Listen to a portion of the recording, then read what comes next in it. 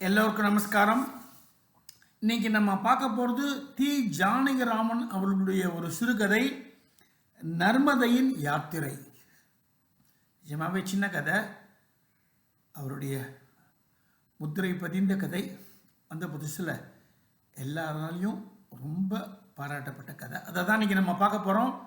தி ஜானகிராமன் அவர்களின் நர்மதையின் யாத்திரை. ஆயிரக்கணக்கான கோபிகள் பங்கிட்டுக் கொள்கிறார்கள் கண்ணனை, அழகு செல்வத்தை. நீ இங்கு வருந்தி ஏன் ஏங்குகிறாய்? அங்கு சென்று பங்கை பெற்றுக்கொள்ளேன் என்றான் வசந்தன். ராதை கிளம்பிவிட்டால் கண்ணனை அடைய. அபிசரணம்தான், நடந்துதான் போக வேண்டும். எத்தனையோ தடைகள் வழியில் இருக்கட்டுமே, அதற்காக சோர்ந்து விட முடியுமா? பால் நிலவிலும் சிலம்பொலியிலும் யார் கண்ணிலும் படாமல் போவது அசாத்தியம்தான். யார் கவனித்தால் என்ன, குடியா முழுகி போய்விடும். ஆனால் நாணம் ஒன்று இருக்கிறதே. மெதுவாக போகிறாள் ராதை. அவள் லட்சியம் கண்ணன். இடையில் யார் இவளை கலைத்தோ மயக்கியோ மனதையோ மாற்ற முடியும்? அவள் கண்ணனை அடைந்த பிறகுதான் சுய உணர்வு அடைவாள். அதுவரை அதி அமானுஷ்ய சக்தி காதல், அதுதான் அவளை நடத்தும். இவளைப் போலவேதான் நர்மதையும். ஆயிரக்கணக்கான நதிகள் சமுத்திரராஜனை பங்கிட்டுக் கொள்கிறார்கள். நீயும் போயேன், உன் அழகிற்கு சொல்லவா வேண்டும் என்று நர்மதையிடம் புகன்றான் வருஷதேவன். நர்மதை புறப்பட்டு விட்டாள். சமுத்திரராஜனிடம் தீரா காதல் கொண்டு. ஆனால் மலை மலையாக எத்தனை இடையூறுகள்! மப்பும் மந்தாரமும் இருக்கிறது வானம். பெரிய பெரிய மேகங்கள் காற்றை மாலுமிகளாக்கி கொண்டு கப்பல்கள் போல சென்று கொண்டிருக்கின்றன. நுரைக்கும் அலைகள் போல பக்கவாட்டில் சிதறி கிடக்கும் மேகச்செதில்கள். இந்த பெரிய கப்பலில் இருந்து எதிர்காற்றால் பீக்கப்பெற்ற சின்னஞ்சிறு மேகங்கள் கப்பலில் பண்டங்களை ஏற்றி விட்டு வரும் படகுகளைப் போல அமைதியாக திரும்பிக் கொண்டிருந்தன. நர்மதை புறப்படும் இடத்திற்கு வந்தோம். எண்ணிறைந்த பாறைகள், எண்ணிறைந்த குன்றுகள். நர்மதை பயப்படுகிறார்களா? வீர பெண்மணி தன்னை அணைய வரும் குன்றுகளை விலக்கி தப்பித்து கொண்டு திடீரென்று ஒரு பள்ளத்தில் குதித்து விடுகிறாள். அவள் இப்பொழுது ஒரு அருவி. அவளுடைய வெற்றிநாதம் அந்த கரை காணாத அமைதியை அதிகப்படுத்துகிறது. சூரியனுக்கு அவளை பிரிய மனமில்லை. பரஸ்திரியிடம் மோகம் கொண்டு. ஆனால் அவள் கண்ணீருக்கு அஞ்சி மறைவிடத்திலிருந்து பார்த்து பார்த்து தன் துராசைகளை தணிக்க முயலும் காமுகன் போல குன்றுகளிடையே மறைந்து எட்டி எட்டி அவளை பார்க்கிறான். வருஷதேவன் தந்த சந்தனத்தை பூசிக்கொண்டு போகும் நர்மதையின் தேகத்தை பார்க்கிறான். தன் கிரணங்களை வீசி அந்த யவ்வனத்தின் தளதளப்பில் மேலும் மேலும் எழிலை இறைக்கிறான். ஆனால் மலைவாயிலில் விழுந்து உருளப்போகும் இந்த விருத்த சூரியனின் சோர்ந்த கைகளை கூட அவள் சகிக்கவில்லை. அவள் உடல் எரிகிறது. விறுவிறுவென்று பகீரத பிரயத்தனம் செய்து ஒரு சிறு மலையீட்டுக்குள் வழியாக ஓடி வருகிறாள்.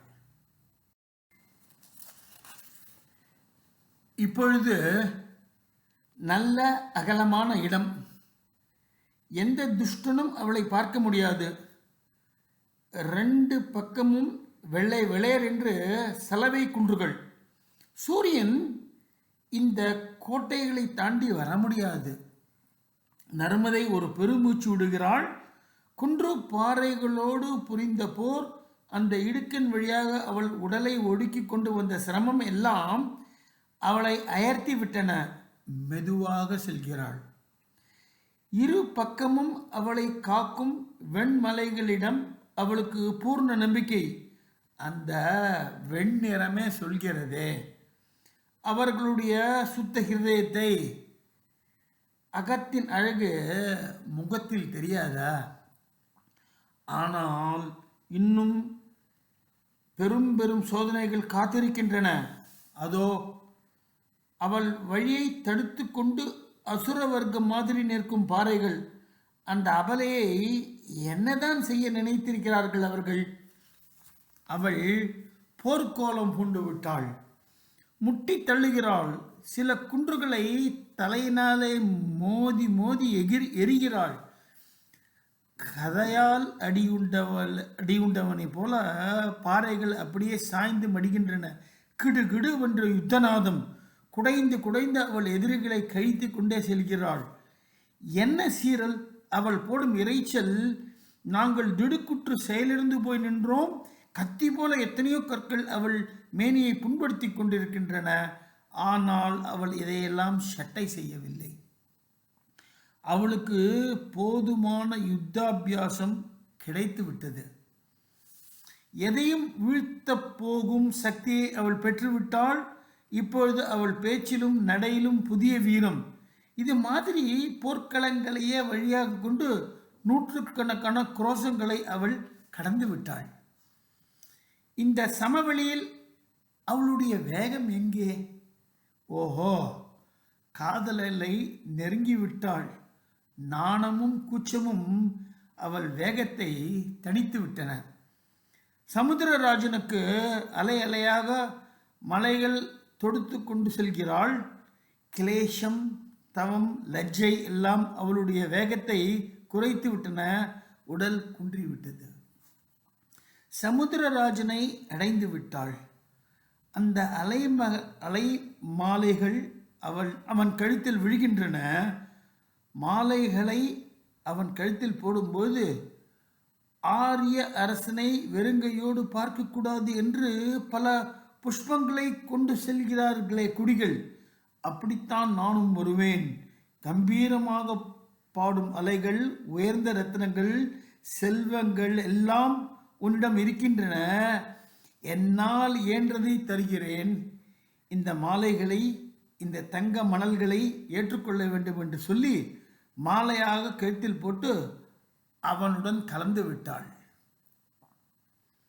கிராம ஊழியன் அப்படின்ற ஒரு பத்திரிகை 15ஆம் தேதி அக்டோபர் 1943 பப்ளிஷ் ஆனது. அந்த புக்கில் போட்டிருக்கு.